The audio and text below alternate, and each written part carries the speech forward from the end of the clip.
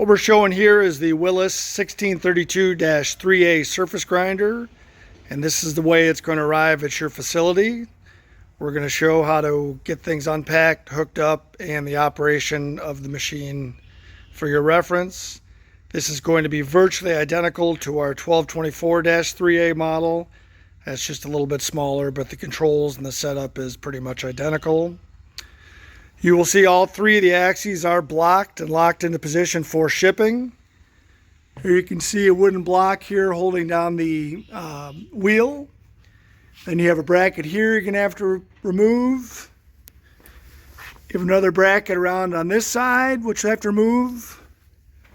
And we'll run around the machine and look for any other brackets we got. We got one right there. And we have one under there, which is locking the table in place. This is the hydraulic tank right here, which is going to run your table back and forth, and it also runs the down feed. This is the paper filter coolant system right here. And on the back of the skid, here you have some guarding, which fits in the front of the table to help keep the coolant splash down. And this piece right here is part of the coolant system for draining the coolant back into the coolant tank. These are the hydraulic lines. They're going to hook up to the hydraulic tank. Here's your main electrical box. And these two cardboard boxes are filled with accessories for the machine, the manuals, the wheel, leveling pads, and things like that.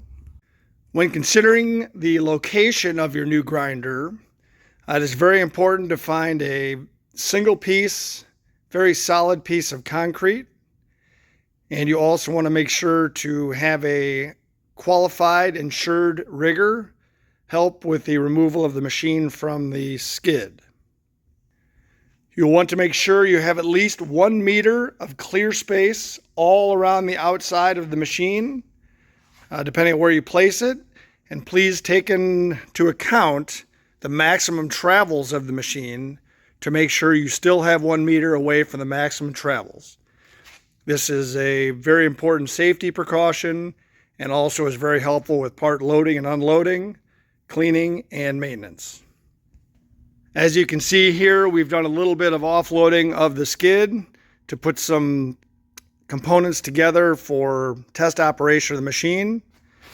Machine is still on the skid, but there you can see the hydraulic tank that we have hooked up for test operation. That does go on this back side of the machine.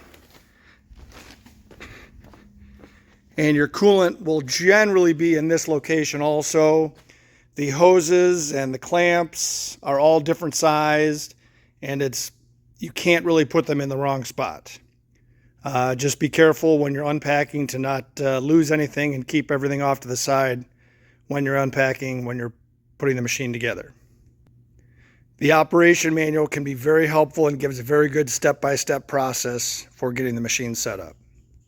Also, for items such as the hoses and the electric lines, you can see all the hoses are well marked, and the locations where they hook up to are also well marked on the hydraulic tank, and it's the same for the coolant pump. So again, you would have to try hard to hook them up to the wrong locations. Same thing for the wiring. Your main 3 hot leads will go right here, and then the rest of your accessories, hydraulic tank, coolant, and all that will go on the clearly marked selections here down on that terminal strip. And you can see the wires from the hydraulic tank match up with the wires on the terminal strip, and that empty one is where the coolant tank will be wired. Once everything is wired up, the first thing you want to do is check spindle rotation to make sure that you got the machine phased properly. One of the best ways to do that, you come over to the machine, release the e-stop, turn on the main power. Now this is the control for the spindle right here. You can see the wheel right there. Turn that on, that's in manual mode. Hit it. And turn it off. And it may take a little while to see it, but make sure it's spinning in the correct direction, which it is. Just for double checking, there is also a directional arrow on the hydraulic motor and same with the coolant pump. But as long as you connected all the wires with the right numbers and letters, everything should be phased correctly. Your hydraulic tank will arrive empty. The recommended hydraulic oil is in the manual, and you want to make sure to use clean oil. Factory suggests after 3 months of use to replace the oil, and after that you can be done yearly. Your automatic lubrication pump right there should come with some oil in it, but you will want to keep an eye on that. It does have a low level alarm also, and it will let everybody know when it's when it's low on oil. It's kind of a loud noise it makes. That's very important to use good clean oil in that. Again, the manual has a recommended oil type, and that's very important for the lubricating of the ways and the lead screws. Next up on the checklist is we'll want to turn on the hydraulic pump and check the table movement. Here you want to make sure that this lever, which that supplies the hydraulic power to the table, want to make sure that's in the stop or off position before we get started. And this is the control for the hydraulic system. This right here will turn it on, and that's manual position. This is for the auto cycles. And it's recommended to let the hydraulic system run for a little while, especially on a new machine, just to make sure everything is loaded up. And you also want to make sure the machine has some time for the lube pump to get all the lube lines filled. They do have check valves in the lube line, so it shouldn't drain back down, but a little warm up is never a bad thing. You can see here, these are the stops for the table, and you can slide these any which way. That's going to be a very short table movement, and that's out to the maximum table movement. You want to double check, make sure all the brackets are off and everything is clear. No one is around the machine. We've had the hydraulic pump running for a little while. Now let's get the table moving a little bit.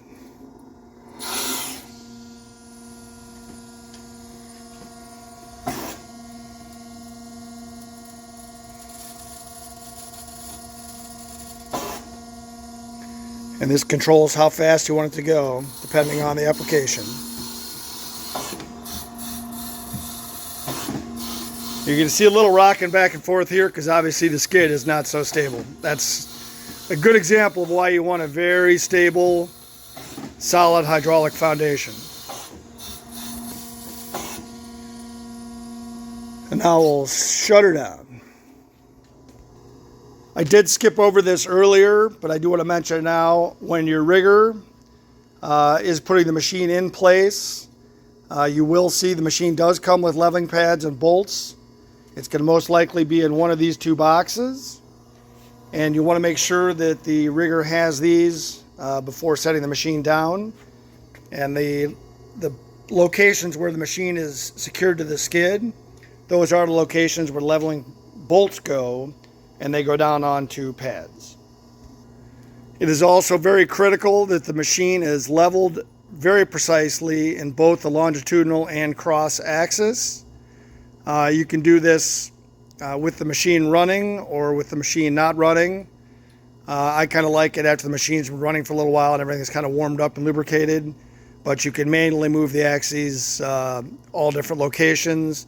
And there is a good method for doing this in the operator's manual also. Now a little explanation on the control panel. This is the control for the spindle. As you can see, you can set it, that's manual operation, off. That's for the automatic cycles. This is the hydraulic system we went over. This is in manual mode. Will shut off when it's part of the automatic cycle. This is the flood coolant, same thing. That's what would be on manual. It'd be part of the auto cycle. This little box here is for the cross feed. This is in manual setting, so you can move it. See, move it out, back. This again, this would put it in that auto cycle. This is a little rheostat here to control how much it'll move in each auto cycle. We'll go over that a little bit later. This is the controller for the magnetic chuck. Right now the power is off. You'll see we just have a random bar up here now. Easily move, This is for how strong you want the magnetism to be and also how quick you want the demag cycle to go. Now you're at full mag. And there's no moving that.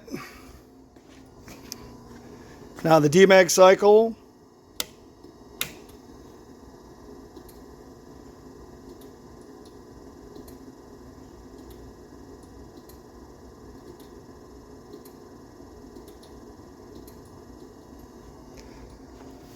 Now that'll lift right off. Finishing up with the control panel here. This is the setting here, whether you want to do regular surface grinder or plunge grinder, which will disable the crossfeed. This right here is control for your vertical axis. This is manual mode. We'll push this. Wheel head up and down. And similar to the others, this is for manual movement. And this is part of the, you have it on that setting for the auto cycles. And this is your down feed counter right here. Now shortly we're going to go into the automatic modes of the machine. Things you will have to be aware of depending on the size of your workpiece. Of course, these stops here on the table will control how far your the stroke of the table is depending on your workpiece size, because you don't want to be grinding air. And same thing for the cross slide. Those limit switches and dogs right there are used to determine how far in and out you want the saddle to move depending on how wide your part is. Alright, now we're going to run through a brief example of running the machine in 3-axis automatic mode. Again, this is your spindle, your hydraulic tank, your coolant, crossfeed, mag chuck, whether you're going to be surface grinding or plunge grinding. That's plunge grinding, surface grinding. And this is control for the wheel up and down. All right, we're going to go into automatic on all these. Let's say we have our workpiece up on the chuck. And we'll want to energize the chuck to make sure that that workpiece is not going anywhere. We'll be in surface grinding mode. Want the spindle on automatic. You will see here we have a down feed counter where you set how many times you want the down feed to go down. We're just going to set it at 3 because that'll be fairly quick. Now the down feed itself, the down feed gearbox, has a little dial here. You have 5 different down feed rates from 1 1/4 thou down to 2 1/2 tenths. We have it set right now at 1/1000th of an inch per pass, per down feed. And we've got it set to do this 3 times, which 3 times 1/1000th, it's going to go down 3/1000ths. And we have, this is the spark out. We have it set for 0 spark out passes now, but you can set it 1 or 2 spark out passes. Now we're going to start turning things on and get the cycle running. All right, we got the hydraulic on. Now we'll get the cross feed going. You can manually get the wheel down to the workpiece close, but you want to get, once everything's running, and we'll get the spindle going. We don't have, you can see we don't have a wheel in here, but it's just a simulation. Now we can get the cross feed going. Make sure everything is set up good. This rheostat here controls your cross feed movement. Zoom out a bit here. You can see when we turn this down to 0, you're actually not going to move at all. And we'll start turning up a little bit. And so you can adjust that. You can make some pretty big moves. It just depends on what you got going on, what parts you got going on, how big your part is. All right. And the way that cross feed works, you can see here when the limit switch is hit, that's when it reverses. Now we have not engaged the down feed at all yet. This is just the saddle moving back and forth and the table moving back and forth. Now if you're happy and you know it, now it's time to start engaging the down feed. And we'll come up here when we're at the end of the stroke, we're ready to down feed. We'll engage that. Now you can kind of see it all work together. We just had our first down feed, and that counted. You see the counter went to 1. I'm going to zoom out a little bit here to kind of show it all.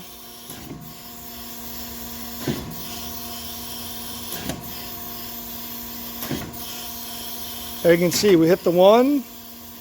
Down feed went down, moving the other direction. Now when we get to the back of the stroke, it's going to do the 3rd pass.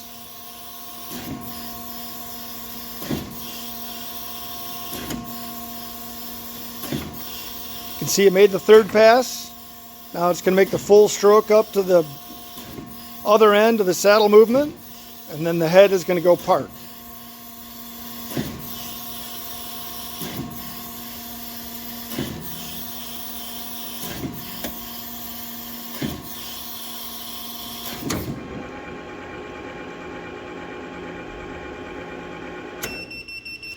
And that's the full surface grind mode. And you will notice that everything shuts off. All right, now we're going to show a plunge feed auto cycle. We're going to use, so we'll set it up, auto. Get everything to auto. Want to get the mag chuck fired up. This is the plunge. So you're going to be doing a part that is smaller width than the 1.5 wide wheel. And we'll get auto cycle here. We're going to set the spark out to 2 passes. Now we should be good. We'll get the table fired up. Now when you got everything adjusted with your height, now you'll be ready. We have it set for 3 passes at that 1/1000th down feed per pass. And we'll start it up.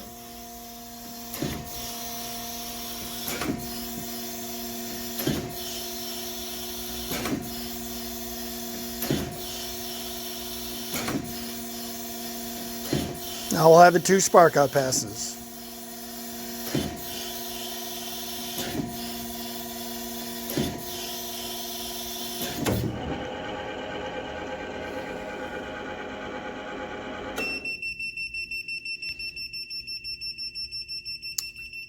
And there you go. That's the general operation of the machine. There's obviously a lot more to do with the machine. The manual is quite good, gives very good instructions, gives lots of information on different grinding wheels for different materials, feeds and speeds, how to balance the wheel, how to mount the wheel, all that good stuff. So we recommend highly to take a good look at the manual and follow that pretty closely. Of course, if you have any questions, feel free to call into Willis. Or send us an email. We'll be happy to help you out. Thanks again for your purchase.